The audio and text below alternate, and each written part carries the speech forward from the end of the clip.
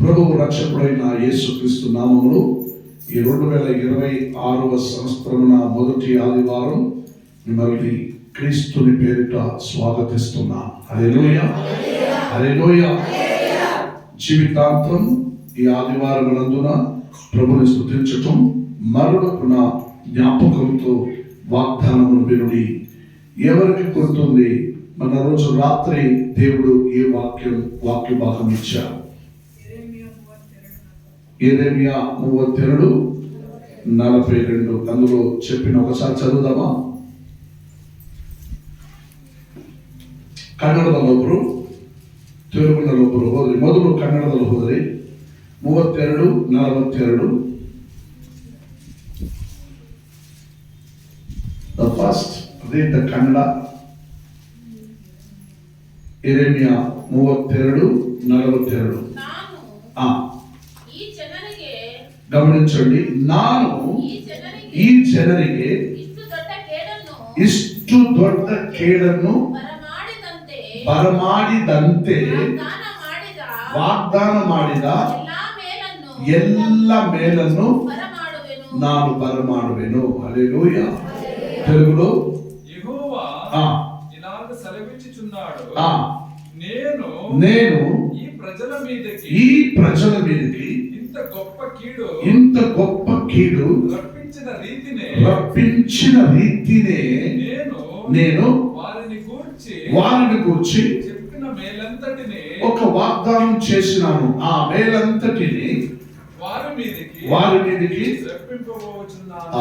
రప్పింపబోచున్నాను. హల్లెలూయా. కీడు చేసినాను అంటే ఆయన నిజంగా వాళ్ళకి చెప్పింటారు కదా, నీకు మేలు కూడా చేస్తానని. హల్లెలూయా. వారికి నేను చెప్పిన ప్రకారం ఎంతగా వారికి కీడు చేసినానో ఆ ప్రకారం వారు మారు మనసు పొందినప్పుడు అంతగా నేను మేలు చేయదును. హల్లెలూయా. ఆ రోజున మనం గమనించాం, ఐగుప్తులు అంటే ఒట్టి మాట కాదు, ఒక ఊరు దేశం పేరు కాదు. ఐగుప్తులు అంటే 400 సంవత్సరాలు ఇజ్రాయేలు వారి ప్రజలు అక్కడ దాసత్వములో బానిసత్వములో మునిగిపోయిన. హల్లెలూయా. మీకు ఎంతవరకు ఈ చరిత్ర తెలుసో తెలియదో నాకు తెలియదు. మీరు ఎంతవరకు ఈ ధర్మశాస్త్రమును చదివి ఉన్నారో లేదో నాకు తెలియదు.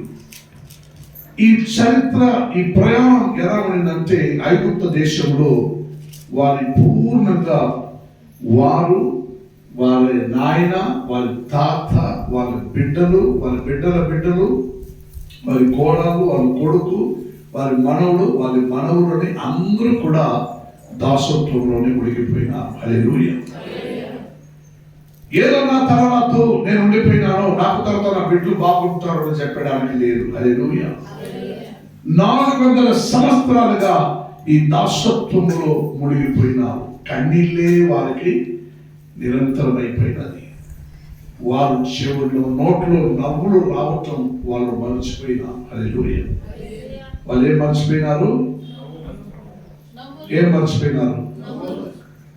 నవ్వులు మర్చిపోయినారు. అసలు నవ్వులు అంటే ఏమో తెలియదు, సంతోషం అంటే ఏమో తెలియదు, జాయ్స్ అంటే ఏమో తెలియదు. వారు మర్చిపోయి వాళ్ళు ఎప్పుడు దుఃఖంలోనే, ఎప్పుడు వేదన కలిగి ఉన్నారు. కొత్త నిబంధన గ్రంథమందున ఒక వాక్యం మీరు చూడవచ్చు. కొత్త నిబంధన గ్రంథంలో అపోస్తలుడైన పౌలు ఒక మాట అంటారు. 2 కొరింథీయులకు రాసిన పత్రిక 12వ అధ్యాయం 9వ వాక్యములో మీరు పైకి 7-8 వాక్యములను చదివితే, నాకు కలిగిన ప్రత్యక్షతలో బహు విశేషముగా ఉన్నందున నేను అత్యధికముగా హెచ్చింపుకొందు నిమిత్తము నాకు శరీరములో ఒక ముళ్ళు, నేను అత్యధికముగా హెచ్చించుకొందు నిమిత్తము నన్ను నలుగుకొట్టకు. ಅದಕ್ಕೆ ಮೇಲೆ ಓದಿ, దానిపై దాని ముందున్న వాక్యం చదవండి. అట్టి వాని గురించి అదే 12ರಲ್ಲಿ ఏడవది ఏడవది. నాకు కలిగిన ప్రత్యక్షతలో ఆ, బహు విశేషముగా ఉన్నందున గమనించండి, తెలుగులో నాకు కలిగిన ప్రత్యక్షం ఉంది. కెన్ యూ రీడ్ ద ಕನ್ನಡದಲ್ಲಿ ಹೋದ್ರಿ ಆ ವಾಕ್ಯವನ್ನ ಕನ್ನಡದಲ್ಲಿ ಹೋದ್ರಿ. నాకు కలిగిన ప్రత్యక్షము అంటే మీకు ఆ మాటల్లో కొంచెం మసాలా లేకుండా ఉంది. హల్లెలూయా. ఈ కారణದಿಂದಲೂ ఆ, ನನಗೆ ತಿಳಿಸಲ್ಪಟ್ಟ ఆ, ರಹಸ್ಯಗಳು ఆ, ಬಹು ವಿಶೇಷವಾಗಿರುವುದರಿಂದಲೂ ವಿಶೇಷವಾಗಿರುವುದರಿಂದಲೂ ನಾನು ಆ, ಹೊಗಳಿಕೊಳ್ಳದೆ ಆ, ಸುಮ್ಮನಿರುತ್ತೇನೆ. ಆ, ನಾನು ನನ್ನನ್ನು ಅತಿಶಯವಾಗಿ ಹೆಚ್ಚಿಸಿಕೊಳ್ಳಬಾರದೆಂದು ಒಂದು ಶೂಲ ಆ, ನನ್ನ ಶರೀರದಲ್ಲಿ ನಾಟಿದೆಯೋ ಎಂಬಂತೆ ನನ್ನನ್ನು ಆ, ಗುದ್ದುವುದಕ್ಕೆ ಆ, ಸೈತಾನನ ದೂತರಲ್ಲಿ ಆ, ಒಬ್ಬನು ನನ್ನ ಬಳಿಗೆ ಆ, ಕಳಿಸಲ್ಪಟ್ಟನು. ಆ, ನಾನು ಅತಿಶಯವಾಗಿ ಆ, ಹೆಚ್ಚಿಸಿಕೊಳ್ಳಬಾರದೆಂತಲೇ ಆ. ಇದಾಯಿತು. ಓಕೆ ಸಿಸ್ಟರ್, ಅದರಲ್ಲಿ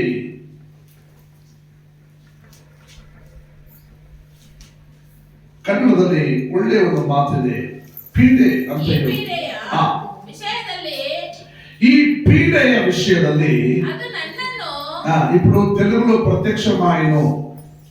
ఈ పీడే తెలుగులో ఏముంది? పీడకి పీడే అంటే ಗೊತ್ತಾ ಎಲ್ಲರಿಗೂ? ఈ పీడే, అయ్యో పాపం, నిమిత్తమునకు మీకు ఎవరికి ఎప్పుడు నోటీస్ మీరు తిట్టినారో లేదో నాకు తెలియదు పాపం. అమ్మ, మీరు రక్షణ పొందటకు మునుపు ఏ పీడే, ఏ శని, ನಾಯಿ, ಕೋತಿ ಅಂತ ಬೈದಿಲ್ಲ ನೀವು. ಪೀಡೆ ಅಂದ್ರೆ ಏನು? ಪೀಡೆ ಮೀನಿಂಗ್ ಗೊತ್ತಿಲ್ಲ, ಆದ್ರೆ ಪೀಡೆ ಅಂತ ಬೈದಿದ್ದಾರೆ. పీడే అంటే ఎప్పుడు పీడిస్తా ఉన్నదానికి పేరే పీడే. ಅದು దరిద్ర. ಅದು పీడే ಅಂದ್ರೆ వాళ్ళకి పట్టుకొని ఉంటుంది దరిద్రము, దానికి ఆ పీడే అంటారు. అందుకే పౌలు అన్నాడు, ఎప్పుడు ఒక ముళ్ళు శూలము లాగా నన్ను గుచ్చుకుంటూ ఉంది. కాళ్ళలో ముళ్ళు గుచ్చుకుంటా ఉంటే ఎలా ఉంటుందండి? నడిచే కాదు, కాళ్ళలో ముళ్ళు గుచ్చుకుంటానే ఉంటే చెప్పులేసుకుంటూ భలే జోరుగా నడుచుకొని పోతావా? పోలేవు. ఎందుకంటే చెప్పుల్లో ముళ్ళు ఉంది కాబట్టి. హల్లెలూయా. ఆ మాదిరి అవి గుచ్చుతా ఉన్నందున ఆడన్నాడు, ఈ పీడే నన్ను విడిచిపోవాలని ప్రార్థించుకున్నాను. హల్లెలూయా. అప్పుడే దేవుడు అన్నాడు, పౌలా, నా కృప నీకు చాలు అని. నా కృప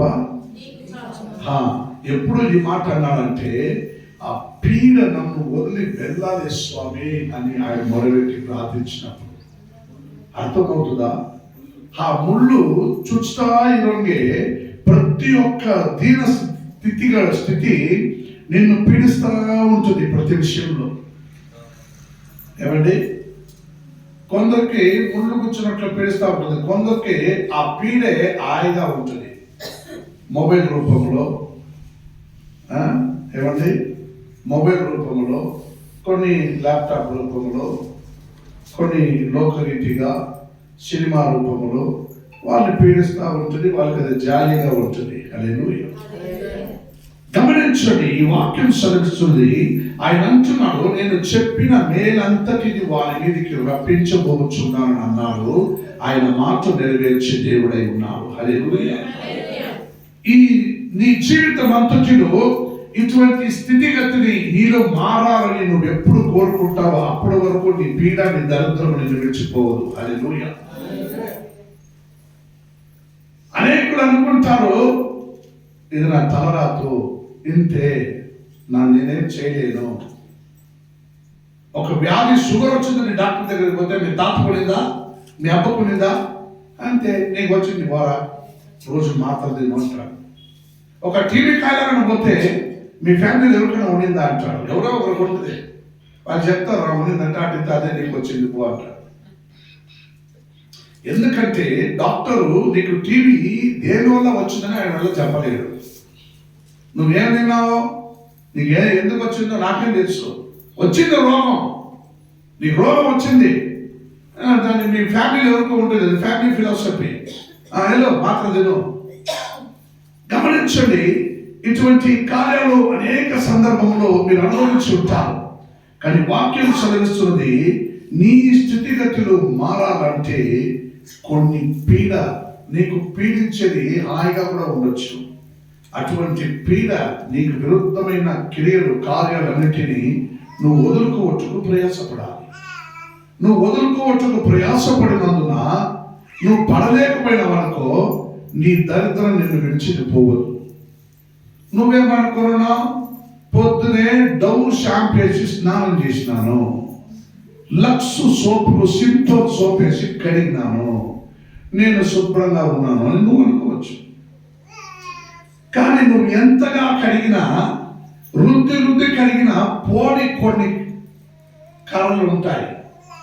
ఏమండి, అది పోరు. అట్లాంటి కర్రలకు ఏం చేస్తారు? పోరంటే కొన్ని ఆశలు పోస్తారు. ఏమండి, కొన్ని ఆశలు పోస్తారు కడగడానికి. అర్థమవుతుందా? రుద్ది కొన్ని ఆశలు పోసి అట్లంతా కడిగినా కూడా అవి పోదు, కొంచెం ఉంటుంది ఇంకా కొంచెం. హల్లెలూయా.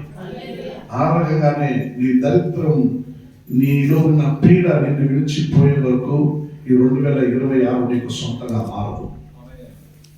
నేను చర్చికి పోతున్నాను, అన్ని చేస్తున్నాను, నేను చేస్తున్నాను, ఏదేం చేస్తున్నావు నువ్వు? ప్రార్థన చేయాలంటే ఆ ప్రార్థనకు ప్రతిఫలం దక్కిందా లేదా అని నువ్వు పరీక్షించుకోవాలి. ప్రార్థన వీరుడు అంటారు, నువ్వు ప్రార్థన చేసినప్పుడే ప్రభువా నీవు నాకు అనుగ్రహించినందుకు నీకు స్తోత్రం అని చెప్పమంటున్నాడు. హల్లెలూయా. అనుగ్రహించుమని స్తోత్రం చెప్పమన్నా, అనుగ్రహించినందుకు స్తోత్రం అని చెప్పమంటున్నాడు. హల్లెలూయా. అందుకే దేవుడు చెప్పిన మేలంతటిని వారి మీదకి రప్పించబోచున్నామని అంటున్నాడు. ఈ 2026 నీకు సొంతంగా మారాలి. నీ ఉద్యోగం, బిజినెస్ అన్ని నీ కుడివైపు ఎడవైపు అంతా నువ్వు విస్తరింపబడాలి. నువ్వు అన్ని ఆశీర్వాదకరంగా మారాలి. నా పక్కలో కూర్చున్న వాళ్ళు ఏం చేయాలండి? వాళ్ళు చూసి తెలుసుకోవాలి, నేను ఆశీర్వదింపబడినా లేదా. హల్లెలూయా. నువ్వు ఆశీర్వదింపబడినావా లేదా నీ పక్కలో ఉన్న వాళ్ళు తెలుసుకోవాలి. అదే మన్ననన్నా వచ్చినప్పుడు చర్చ్కి ఏడ్చుకుంటూ, ఈ చర్చలో ఎందులోనో మీరు చూశారు, ఎన్నో బాధలతో వచ్చిన వాళ్ళు, వచ్చిన వాళ్ళందరూ అనుకుని పోయిన వాళ్ళు ఉన్నారు. ఏమండి, మీరు కళ్ళారు చూసి ఉంటారు. అనేకులు బలహీనముతో ఇబ్బందులతో ఇక్కడికి వచ్చారు, లోపలికి ప్రవేశించారు. కానీ దేవుని కృప వాళ్ళని మోసుకున్నాక ఆ కృప ద్వారా వాళ్ళు సంతోషంగా వెళ్ళిపోయినారు. వాళ్ళందరికీ అలవాటు ఏమిటంటే, సోమవారం నుంచి శనివారం దాకా ఒక గుడికి ఏదో పోతున్నానంటే, ఆ రోజు ఆ గుడికి పోయి వచ్చినందున నాకు రావాల్సినవన్నీ వచ్చి నాకు బాగా మంచి జరిగితే 101 టెంకాయలు కొడతాను. ఏమండి, లేదా ఒక పొట్టేళ్ళు కోస్తాను. ఈ మరి ఏదైనా మొక్కుకుంటారు, అవి వాళ్ళకి జరిగినా వాళ్ళు ఏం చేస్తారు? ఆ కార్యం చేసి వాళ్ళు వెళ్ళిపోతారండి. ఇక్కడ కూడా కొన్ని అనేకులు అమలు చేసినారు. 3 వారాల్లో చర్చికి వస్తాను, నాకు బాగా అయితే నేను ఏదైనా చేస్తాను. 3 వారాలు వచ్చిండ్రు, దేవుడు వాళ్ళు బాగా చేసిండ్రు. 3వ వారం ఏం చేసిండ్రు? 101 రూపాయలు కాணிకలు వేసేసి, దేవా చెప్పేది నమస్కారం. ఆ 101 రూపాయలు ఏమైందో నాకు తెలియదు. 3 వారాల్లో నీకేం బాగా జరిగిందో నాకు తెలియదు. But my god is doing big things of in your life. నా దేవుడు గొప్ప కార్యం చేసి ఉంటారు. కొందరు బిడ్డలు కన్నాక 4 బిడ్డలైనది, ఒక మగపిల్ల కావాలి. నా మొగుడు ఈసారి నువ్వు మగపిల్ల కన్నకపోతే వేరే పెళ్లి చేస్తానంటున్నాడు. ఏమండి, అల్వా? అరే వాళ్ళ కోసం 9 నెలలు మేము ప్రార్థన చేశాం. మగపిల్ల పుట్టింది, మగుడు సంతోషపడిండు, చిరునవ్వులు మగుడు ముఖంలో, మీసా తిప్పిండు, నాకు మగపిల్లడు పుట్టాడు. నిండు చర్చికి వాళ్ళు మగుడు 2 బిడ్డలు తీసుకుని వచ్చిండ్రు, బూంది తెచ్చిండ్రు, అందరికి పంచిండ్రు, 101 రూపాయలు ఇచ్చి వెళ్ళిపోయిండ్రు. బిడ్డ ఇచ్చినందుకు 101 రూపాయలు. కొందరికి బిడ్డ ఇచ్చినా కూడా చర్చిగా రాకున్న వాళ్ళు కూడా ఉన్నారు. హల్లెలూయా. గమనించండి, ఇట్లాంటి స్థితిగతులు నీ మారు మనస్సులో బలంగా రావాలి. ఇవన్నీ నా దేవుడు కోరలేదండి. ఈ 101 రూపాయలు, 101 టెంకాయ, 101 పొట్టెళ్ళు గొర్రెలు కోస్తానన్నది ఈ ముక్కుకు నువ్వు చేసేది ఏది నా దేవుడికి అవసరంగా? అన్నీ నా దేవుడిదే. హల్లెలూయా. నీవు పెట్టిన భోజనం చేసేవాడు నా దేవుడు కాదు. హల్లెలూయా. నా దేవుడికి ఆకలి అయితే ఆయనకి ఏం తినాలో ఆయనకి తెలుసు. నువ్వు ఇచ్చే భోజనం నీకే విశేషమైన పరలోక మన్నా అనే భోజనం నేను పెట్టున్నానని నా దేవుడు అంటున్నాడు. హల్లెలూయా. అంటే నువ్వు పొట్టెళ్ళు గొర్రెలు కోసం నా దేవుడు పెడుతున్న దేవుడు తింటాడా? ఏమండి, ఆలోచించుకోండి. ఈ నెల, ఈ సంవత్సరంలో వాగ్దానం నీ బ్రతుకు మార్చి చూపించాలి. హల్లెలూయా. సమస్త జనముల కంటే ఎక్కువగా నువ్వు ఆశీర్వదింపబడదు అని దేవుడు అన్నాడు. కుడివైపుకు ఎడవైపుకు నీవు వ్యాపించదవు అని దేవుడు అన్నాడు. యోబు గ్రంథమందులో యోబు జీవితం అంతటిలో నడునొత్తు నుండి అరికాల వరకు పుండు రోగం వచ్చి కుక్కలు నాకింది శరీరమునని వాక్యం చదువుతున్నది. జీవు రక్తము శరీరంలో కారుతా ఉంటే కుక్క వచ్చి నాకితే వాడికి బాగా హాయిగా ఉంటుంది. వాడికి ఇంకా నాకు అని కుక్కకి వాడి శరీరం నిచ్చిండు. హల్లెలూయా. ఆ శరీరం అంతా కుక్క నాకుతా ఉండింది వాడి శరీరం. అయినా వాడు ఒప్పుకున్నా, నాకు బాగుంది, నాకు సల్లంగా అని. అటువంటి భక్తులు ఒక మాట అంటున్నాడు, ఆయన నీకు నోటి నిండా నవ్వు కలుగు చేయునుగాక. హల్లెలూయా. ఆయన నీకు నోటి నిండా నవ్వు కలుగు చేయునుగాక.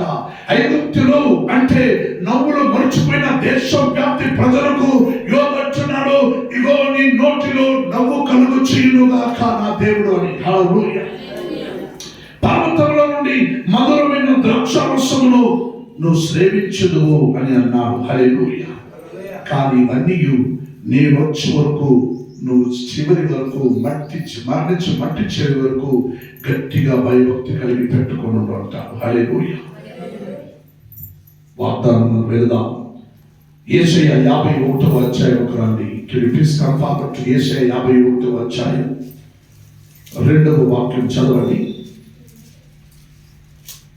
దేవుడు ఈ మాట పలకరిస్తున్నాడు, నువ్వు విశ్వాసించాలి. ఈ రోజున అబ్రహాము సంగతి ఆలోచించుడి. గమనించండి, మీ తండ్రి అయిన అబ్రహాము అనే వారి సంగతిని ఆలోచించుడి. మిమ్మల్ని కనిన మీకు తల్లి అని పిలువబడిన సారాలను మీరు ఆలోచించుడి. అతడు ఒంటరినై ఉండగా నేను అతనిని పిలిచి తిని అతనిని ఆశీర్వదించి తిని అతనికి ఎక్కువ మంది అగునట్లుగా చేసి తిని యెహోవా సియోనును ఆదరించుచున్నాను. దాని పాడైన స్థలములన్నిటినీ ఆదరించి దాని అరణ్య స్థలములను ఏదేను వలె చేయుచున్నాడు. దాని ఎడారి భూములు యెహోవా తోట వలె నగునట్లు చేయుచున్నాడు. ఆనంద సంతోషములు కృతజ్ఞతాస్తుతియు సంగీత గానము దానిలో వినబడను. ఆమేన్. హల్లెలూయా. గమనించండి, అబ్రహాము అంటే మీరు ఏమనుకుంటున్నారు? Abraham there is a father of nation. ఆయన ఈ దేశంలో ఉన్న ప్రతి జాతి మత కులవాసికులకు ఆయన మూల పురుషుడై ఉన్నారు. కానీ క్రైస్తవులలో అబ్రహాం అని మనం పిలిచిన ఎడల మన ఇస్లామిక్ సహోదరులు ఇబ్రాహిం అలైహిస్సలాం అని పిలుస్తారు. కానీ న్యాయబద్ధంగా తన భార్య అయిన సారా ఆయనను జ్ఞాపకం చేసుకొని వారికి బిడ్డలు లేని స్థితిలో వారికి బిడ్డలు ఇచ్చి ఎక్కువ మనుషులు ఎక్కువ మంది అగునట్లు నేను చేసి తిని, అంటే ఆశీర్వదించి ఎక్కువ మంది అగునట్లు నేను చేసి తిని అని దేవుడు అంటున్నాడు. హల్లెలూయా. యేషయా 51:4వ వాక్యం చదవండి. ನನ್ನ ಜನರೇ ಆಲಿಸಿರಿ, ನನ್ನ ಪ್ರಜೆಗಳೇ ಕಿವಿಗೊಡಿರಿ.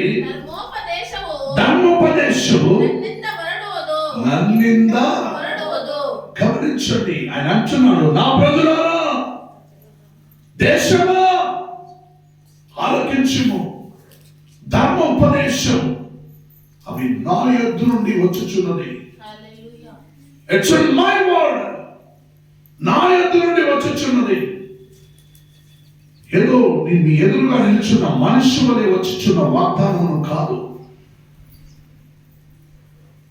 చెప్పిన మేలంతటిని వారి మీదకి రప్పించబోచున్నానని చెప్పిన మాట ఈ ధర్మశాస్త్రమునందున నా యొద్ద నుండి నేను పంపించిన మాటలివి. వీరి ఉపదేశము నా యొద్ద నుండి బయలుదేరిను అని అంటున్నాను. హల్లెలూయా.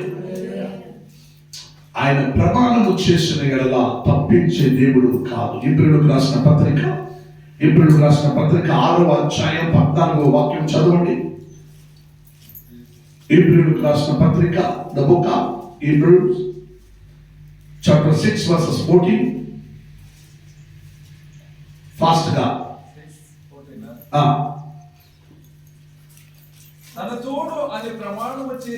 తన తోడు అనే ప్రమాణము చేసి నిశ్చయముగా నేను నిన్ను ఆశీర్వదించెను. హల్లెలూయా. తన తోడు ప్రమాణము చేసి నిశ్చయముగా నేను నిన్ను ఆశీర్వదించెను అని చెప్పిన దేవుడు మర్చిపోవుడు నిన్ను. హల్లెలూయా. అబ్రహామును ఆశీర్వదించిన దేవుడు, అబ్రహాముకు తర్వాత కొన్ని గత కాలాలు గడిచిపోయినాయి. ఈనాటికి అబ్రహాము సంతతిలుగా పిలువబడిన నీకు దేవుడు అన్యాయస్తుడు కాదు నిన్ను మర్చిపోయడానికి. హల్లెలూయా. అబ్రహాం సారాకు వాగ్దానం చేసిన ప్రకారం ఈనాటికి కొత్తగా ఎవరెవరు ఈ నా ప్రభు యేసయ్య మీద నమ్మకం ఉంచుకుంటూ ముందుకు కొనసాగాలని ఆశిస్తారో వారందరికీ నా దేవుడు మోసం చేయడు. హల్లెలూయా. ఆయన చెప్పిన ప్రకారం ప్రమాణమును చేసి నిశ్చయముగా నేను నిన్ను ఆశీర్వదించెను అని అంటున్నాను. హల్లెలూయా. ఎందుకంటే ఇబ్రీయులకు రాసిన పత్రికలో ఈ మాట, ఇవి కొత్త నిబంధన కాలంలో ఈనాటికి సంఘములో ఉన్నవారైనా మిమ్మల్ని గురించి చెబుతున్న మాటలు ఇవి. హల్లెలూయా. హల్లెలూయా. యెషయా 30:19 వాక్యం చదవండి. అదే యెషయా 30:19 వాక్యానికి రండి.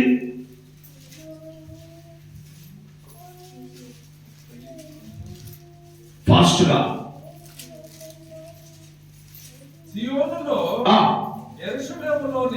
సియోనులో యెరూషలేములోనే ఒక జనమును కాపరముండెను. జనమా, గమనించండి, జనమా నీవిక నేమాత్రము ఆమేన్. హల్లెలూయా. ఏమండి, కాలమంతా కన్నీళ్లతో గడిచిపోతున్న నీ జీవితమును దేవుడు ఎంత చక్కగా అంటున్నాడు, నేను నిన్ను ఆశీర్వదించెదను. హల్లెలూయా.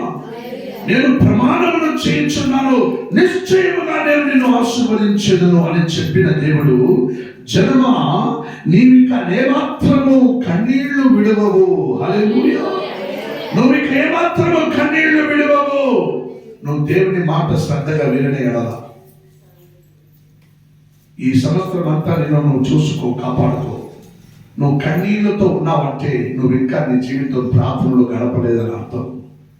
కన్నీళ్లు లేక నీ నోటి నిండగా నవ్వులు ఉంచి ఉన్నారంటే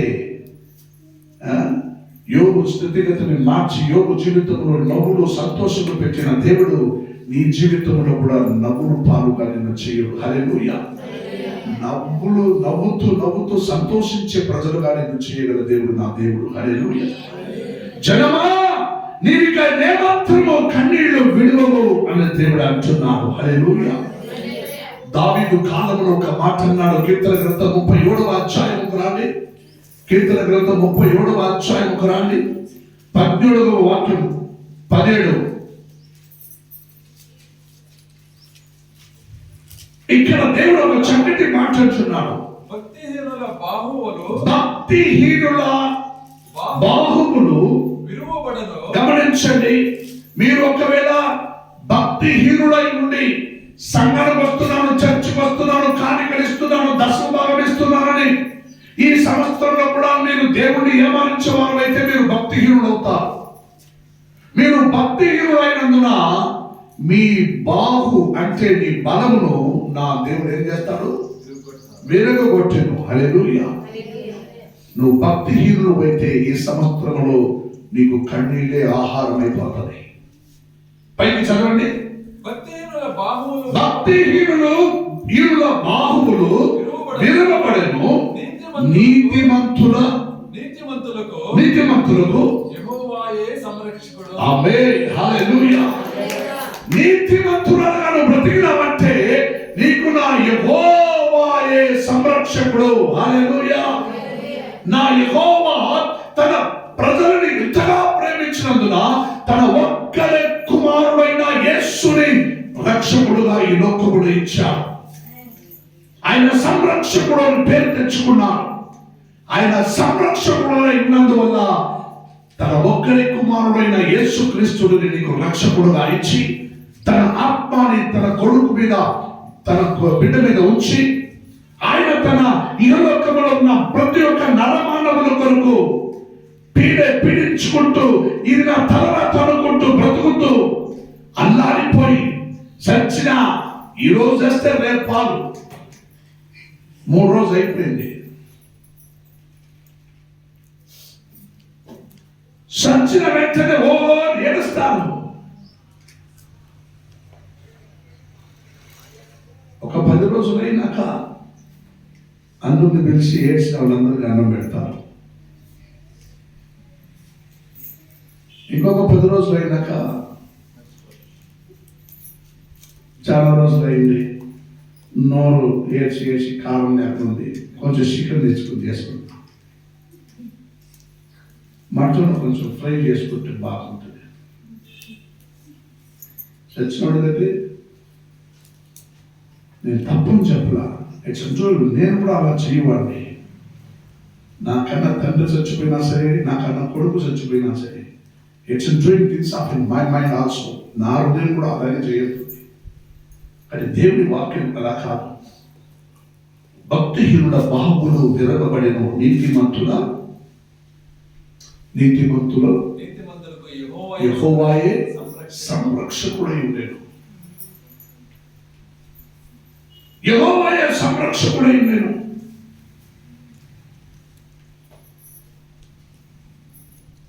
చివరిగా ఈ సంవత్సరం నుండి వచ్చే సంవత్సరం వరకు, అంటే 2025 నుండి 26 వరకు, ఇప్పుడు 26 నుండి 27 వరకు దేవుడు ఒక మాట అంటున్నాను. చదవండి. డ్యూటరోనమీ 11వ అధ్యాయం 12వ వాక్యం. 11వ అధ్యాయం 12వ వాక్యం. అది ఆకాశ, గమనించండి ఈ వాక్యం. ఆకాశ వర్షజలము త్రాగును, అది నీ దేవుడైన యెహోవా లక్ష్యపెట్టు దేశము. గమనించండి, మరొకసారి చదవండి. అందులో వినండి. ఒక నిమిషం అందరూ చెవులతో వినండి. అందరూ చదవండి, అందరూ వినండి. అది 11, 12. 11వ అధ్యాయం 12వ వాక్యం. కరెక్ట్, చదవండి. అది ఆకాశ వర్ష జలము త్రాగును, అది ఆకాశ వర్ష జలమును తాగును, అది నీ దేవుడైన యెహోవా లక్ష్యపెట్టు దేశము. నీ దేవుడైన యెహోవా కన్నులు సంవత్సరాది మొదలుకొని సంవత్సరాంతము వరకు ఎల్లప్పుడు దాని మీద ఉండెను. హల్లెలూయా. It's not a weekend, one day, 1 or weekdays. సంవత్సరం నుండి సంవత్సరాల కొలది నా దేవుడు కన్నులు నీ మీద ఉంచునని నా దేవుడు అంటున్నాడు. It's my God who spoke with you today. నా దేవుడు ఈ రోజు నీతో మాట్లాడుచున్నాడు. నేను తలుపులు వేసుకుంటూ తప్పులు చేసిన కదా నా దేవుడికి తెలియదు అని నువ్వు అనుకోకు.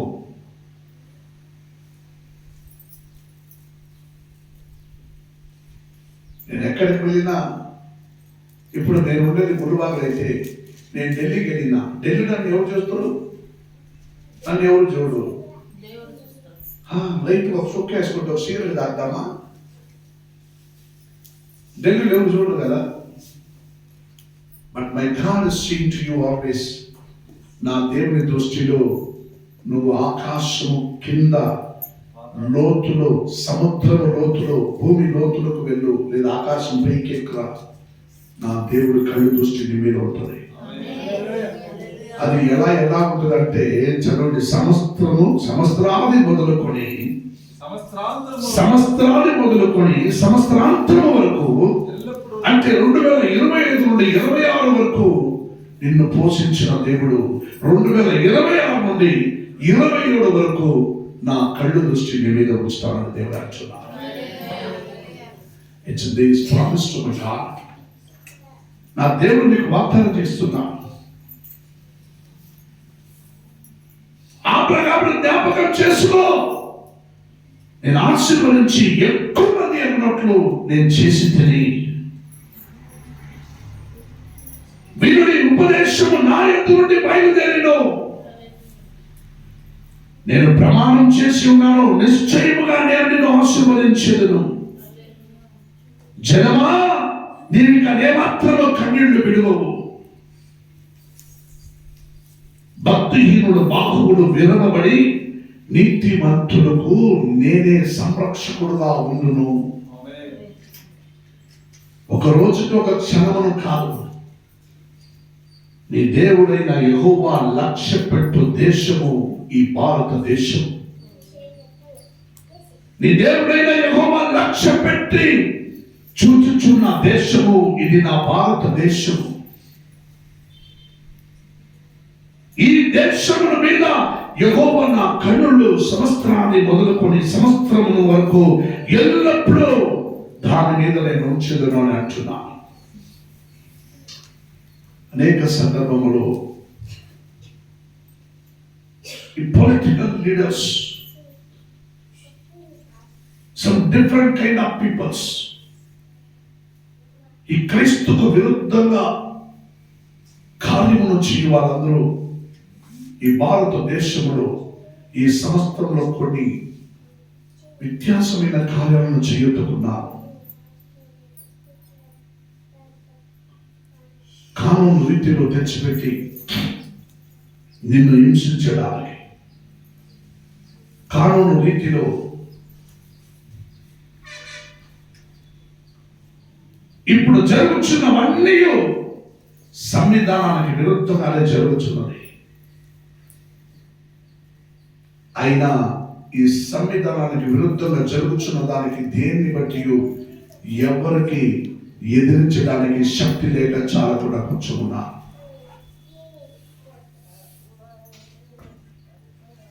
రాబో దినములలో ఈ దేశమును ఎక్కడికో తీసుకెళ్లాలని ఆలోచిస్తున్నా. ఈ దినమానంలో సంవత్సరము ఈ సంవత్సరం ఇల్లు కొనుక్కున్నామా, ఈ సంవత్సరమైనా ఇల్లు పెట్టుకుందామా, ఈ సంవత్సరమైనా పెళ్లి చేసుకుందామా, ఈ సంవత్సరంలో నేను చదువుకుందామా, ఈ సంవత్సరంలో జమీను కొనుక్కుందామా, ఈ సంవత్సరంలో కారు కొనుక్కుందామా అని నువ్వు ఇంకా ఆలోచన చేసుకుంటున్నావేమో. నా ప్రియమైన దేవుచులారా, వేదన పర్యాయం నిన్ను కౌగిలించుకోటకు మునుపే నీలో ఉన్న దరిద్రం పీడ నిన్ను విడిచిపోయినట్లుగా మార్చుకో. క్రైస్తవులు అనే వారే శత్రువులుగా మారుతారు. సంఘముకు సంఘమే విరుద్ధమవుతుంది. సేవకులకు సేవకులే విరుద్ధంగా లేచి నిలబడతారు. క్రైస్తవులకు క్రైస్తవులే విరోధులవుతారు. ఇది చివరి కాలం. క్రైస్తవులు నమ్మి భజించి ఆరాధించే క్రైస్తవులే క్రైస్తవులకు విరోధంగా లేచే కాలం ఇది. వాళ్ళు అనుకుని ఉంటారు, నేను కూడా ప్రభువును ఆరాధించేవాడిని, నేను చూసుకుంటాను, నేను ఉపవాసించి ప్రార్థన చేస్తాను, నేను నువ్వా చూసుకుందాం అనే స్థితికి ఈ రోజులో క్రైస్తవులు కనబడుతున్నారు. అన్ని కార్యాలను విడిచిపెట్టి దేవుని బయట నిన్ను రప్పించిన అన్ని స్థితిగతుల నుండి దేవుడిని బయటికి రప్పించిన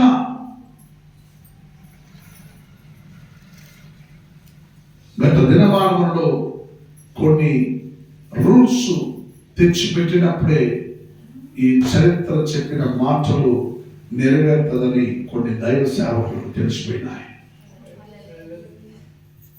ఎందుకంటే ఈ కమ్యూనిటీకి కొన్ని దైవ సేవకులను చంపబడుతుంది, కొన్ని దైవ సేవకులను చిరచారులు వేయబడుతుంది, కొన్ని సంఘములు నిర్మూలన చేయబడుతుంది. ఇవన్నీ జరుగుతాయి కాలంలో. నువ్వు హాయిగా కూర్చొని వెళ్ళే సమయమును నువ్వు వ్యర్థం చేయకు.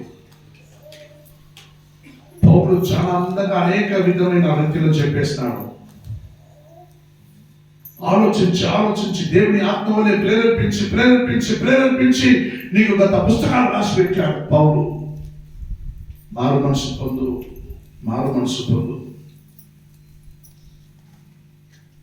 అందరూ ఆశీర్వాదాలు. మీకు అందరికి ఒక వాగ్దానం అట్ట కావడించింది. ఎందుకు తెలుసా?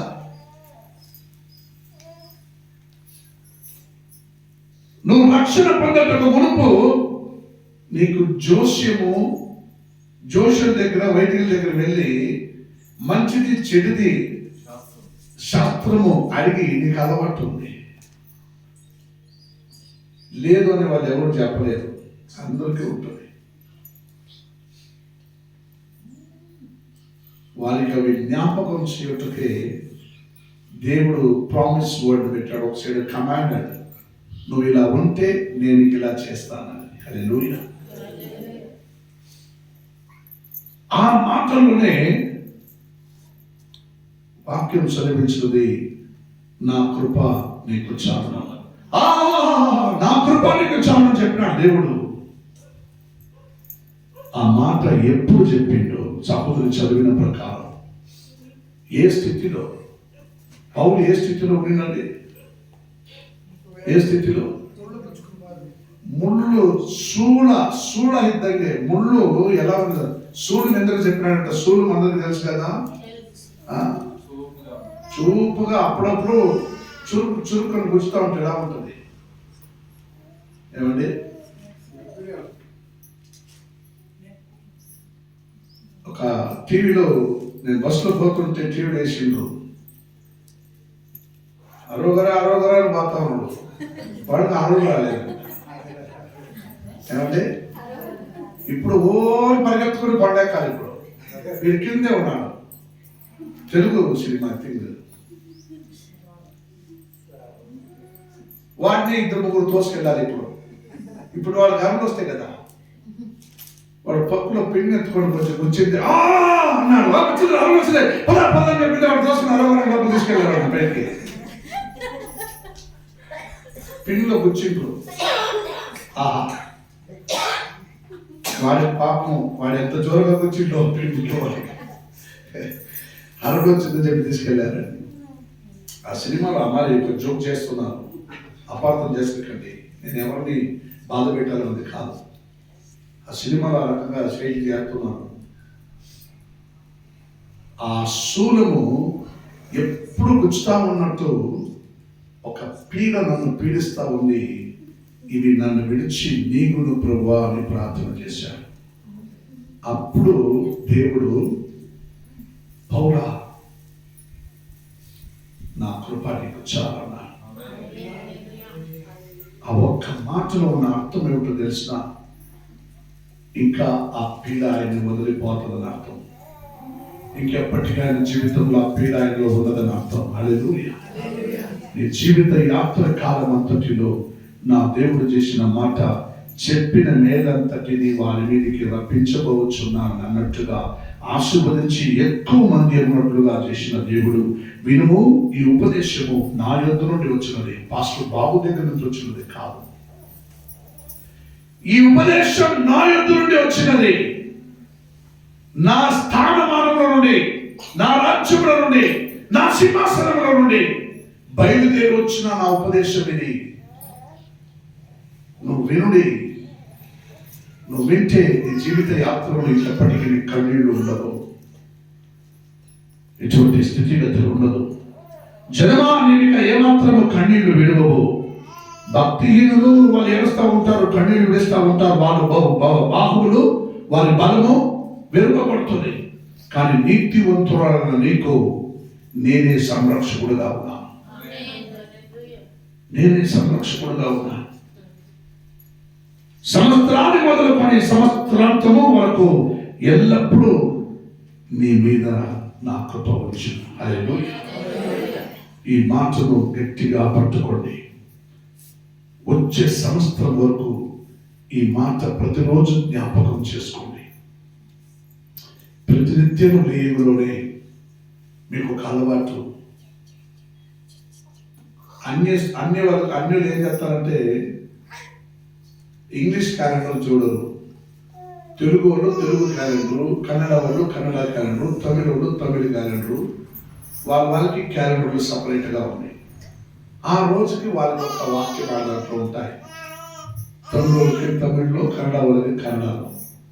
దాన్ని చూసింటే దాని కింద రాగాలము టైమింగ్స్ ఉంటుంది. 9 గంటల నుండి 11 గంటల లోపల చేసి నవ్వి రే 12 గంటల పైన సచ్చినా నీ సావు కూడా మొత్తం. ఏమండి, సచ్చినా నీ శవాన్ని కూడా మొత్తం 4 గంటల వరకు.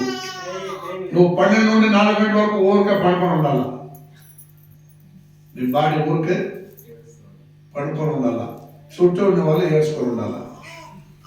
4 గంటలు దాటిందంటే అప్పుడు స్టార్ట్ చేస్తారు నీ శవ సంస్కారం చేయటం. నీకు అవన్నీ దాంట్లో ఉంటాయి.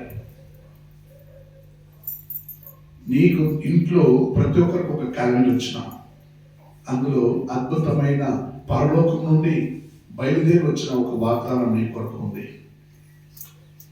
365 రోజు ఒక్కొక్క రోజు ఉదయం లేకుండానే ఆ వాగ్దానం ఈరోజు నేను చదువుకుని బయటికి వెళ్ళాను. అనేక సార్లు ఆ వాగ్దానము నన్ను హెచ్చరిస్తూ ఉంటుంది, ఆ వాగ్దానము నన్ను స్థిరపరుస్తూ ఉంటుంది. ఒక రోజు ఒక వాగ్దానం చాలు నా యోగ్యతకి. హల్లెలూయా. మధ్యలో సమయం దొరికితే బైబిల్ చదువుకుంటాం. ఎక్కడైనా వెళ్తే సువార్త, ఎక్కడైనా వెళ్తే సంఘము, ఎక్కడైనా వెళ్తే దేవుని వాగ్దానం మాటలు, ఇవి చాలదండి. కానీ ప్రతినిత్యం నేను హెచ్చరించడానికి మేము ఎన్నో ప్రయాసపడి ఆ క్యాలెండర్ తీసుకుని వచ్చుచున్నాం. ప్రతిరోజు ఒక వాక్యం ఉంది. లేయంలోనే మీకు ఇచ్చిన దైవ వాగ్దానం ఆ వాక్యంలో ఉన్నాయి. ఆ వాక్యం చదవండి, ఆ రోజున వాక్యం చదువుకోండి. దేవుడు మిమ్మల్ని దీవిస్తూ ఉంటారు. రోజు ప్రార్థన చేయండి, పొద్దున్న సాయంత్రం ప్రార్థన చేయండి. ఈ పీడ నన్ను విడిచిపోవాలి నాయనా. కొందరికి పీడ ఉందా లేదా కూడా తెలియదు. ఏమండి, కొందరికి ఆ పీడ అంటే కూడా ఏమో తెలియదు కొందరికి. హల్లెలూయా. నీ దగ్గరకు వచ్చినప్పుడు తెలుస్తుంది. హల్లెలూయా. జాగ్రత్త పడండి. నా దేవుడు చెప్పినట్టుగా చెప్పిన మేలంతటిని మీ మీదికి రాబోవచ్చు రప్పించుచున్నారు. ఖచ్చితంగా నీకు కన్నీరు ఉండదు. ఖచ్చితంగా నువ్వు ఆశీర్వదింపబడతావు. ఈ సంవత్సరములది కొలది మరొక సంవత్సరం వరకు నా దేవుడు నిన్ను పోషించే దేవుడై ఉన్నాను. నా దేవుడే నీ జీవితాంతం నీకు సమృద్ధిగా రక్షణ కలిగించే దేవుడై ఉన్నాను. హల్లెలూయా. హల్లెలూయా. విశ్వాసించిన వారు ఒకసారి చప్పట్లు కొట్టి గట్టిగా. Thank you. God bless you.